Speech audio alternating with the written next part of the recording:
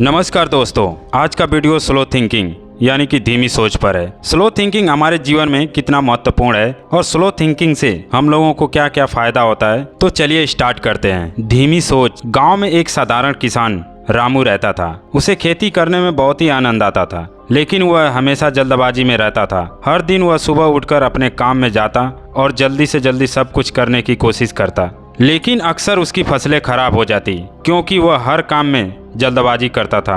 एक दिन रामू के गांव में एक बूढ़ा व्यक्ति आया। उसने रामू को देखा और कहा, बेटा तुम हमेशा जल्दी में क्यों रहते हो? थोड़ी देर सोचो फिर काम करो। रामू ने उसे अनसुना कर दिया और अपनी रफ्तार में लगा रहा। कुछ समय बाद रामू ने एक नया खेत खरीदा। वह एक्साइटेड था और जल्दी जल्दी फसल बोने लगा, लेकिन उसने सही समय पर बुआई नहीं की। बारिश के मौसम में फसल बर्बाद हो गई। रामू बहुत दुखी हुआ। फिर बाद में उस बूढ़े व्यक्ति की बातें उसे याद आई। उसने सोचा, अगर मैंने पहले सोचा होता तो शायद मेरी फसल बच जाती। उस दिन से रामू ने सीखा कि धीमी सोच और सही योजना बनाना जरूरी है। अब वह धीरे धीरे सोचता और अपने काम को बेहतर तरीके से करता। उसके खेत हरे भरे रहने लगे और रामू खुश रहने लगा। ठीक इसी तरह छोटी छोटी घटनाओं का समूह ही हमारा जीवन है। यहाँ पर सब धीरे धीरे होता है, जैसे एक एक सांस जीवन बनाती है और एक एक पल जीवन यात्रा बनाता है, और हृदय की एक एक धड़कन हमें जीवन देती है, और एक एक कदम दूर हमें हमारे लक्ष्य तक पहुंचाता है। प्रकृति में भी बीज धीरे धीरे अंकुरित होकर पौधा और पेड़ बनता है। दोस्तों, कबीरदास जी कहते हैं, धीरे धीरे रे मना, धीरे धीरे सब कुछ होए, माली सींचे 100 घड़ा, रुत आए फल होए। मतलब कि मन में धीरज रखने से सब कुछ होता है। अगर कोई माली किसी पेड़ को 100 घड़ा पानी से सींचने लगे तब भी फल तो ऋतु यानी कि मौसम आने पर ही लगेगा। लेकिन यदि हम अपने मन को देखें तो एक मन ही ऐसा है जो धीरे धीरे में विश्वास नहीं रखता है, और वह प्रकृति के बिल्कुल विपरीत जाकर तेजी से दौड़ना शुरू कर देता है। हमारा मन चाहता है कि जल्दी से जल्दी उसकी सारी इच्छाओं की पूर्ति हो जाए और जल्द से जल्द उसे बड़ी से बड़ी खुशी मिल जाए, और वहीं दूसरी ओर कुछ बड़ा घटने के इंतजार में मन दुखी भी रहता है। जबकि जीवन में हर बड़ी खुशी के पीछे छोटी छोटी खुशियाँ और छोटी छोटी मेहनत और छोटे छोटे कर्मों का समूह होता है। देखो, मन का विरोध यही है कि वह अचानक कुछ बड़ा चाहता है। हमारे मन की यही हलचल उसे अशांति देती है।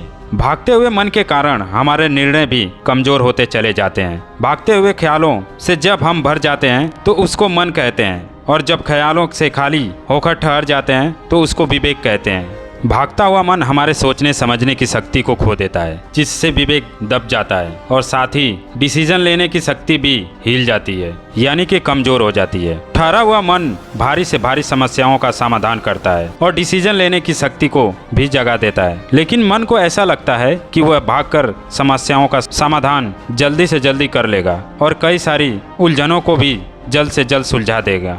मन की यही गलतफहमी है। मन की यही भगदड़ मन में थकान, कमजोरी और तनाव और दुख को भर देती है। जैसे जब घोड़े दौड़ते हैं तो उनके पीछे केवल धूल ही उड़ती है और वह धूल आंखों में जाकर आगे का रास्ता दिखाना बंद कर देती है। ठीक ऐसे ही जब मन ख्यालों में दौड़ता है तो तनाव, विरोध, दुख और नकारात्मक की एक धूल पैदा करता है। हमारे जीवन में जो भी शुभ, सकारात्मक और अनुसंधान घटता है तो वह मन की गहराइयों और मन के ठहरेपन के आधार पर ही घटता है। दोस्तों, धीरे सोचना एक ऐसी प्रक्रिया है जो कई बार हमारे जीवन में महत्वपूर्ण हो सकती है। जब हम किसी समस्या या स्थिति का सामना करते हैं तो जल्दबाजी में निर्णय यानी कि डिसीजन लेना हमेशा सही नहीं होता। धीरे धीरे सोचने का मतलब है कि हम अपने विचारों को व्यवस्थित करें और सिस्टमेटिक करें और विभिन्न पहलुओं पर विचार करें और संभावित परिणामों का एनालिसिस करें। धीरे सोचने से हमें बेहतर डिसीजन लेने में मदद मिलती है। यह हमारे तनाव को भी कम करने में और स्पष्टता प्राप्त करने में सहायक होता है। जब हम जल्दबाजी में डिसीजन लेते हैं तो हम अक्सर भावनाओं के आधार पर काम करते हैं, जो सही नहीं हो सकता। लेकिन जब हम सोचने के लिए समय लेते हैं तो हम तर्क और डिस्क्रेशन के आधार पर निर्णय लेते हैं। सिर्फ व्यक्तिगत जीवन ही नहीं बल्कि वर्क प्लेस पर भी धीरे सोचने की आवश्यकता होती है। टीम के सदस्यों के साथ विचारों का आदान प्रदान करने में, समस्याओं को समझने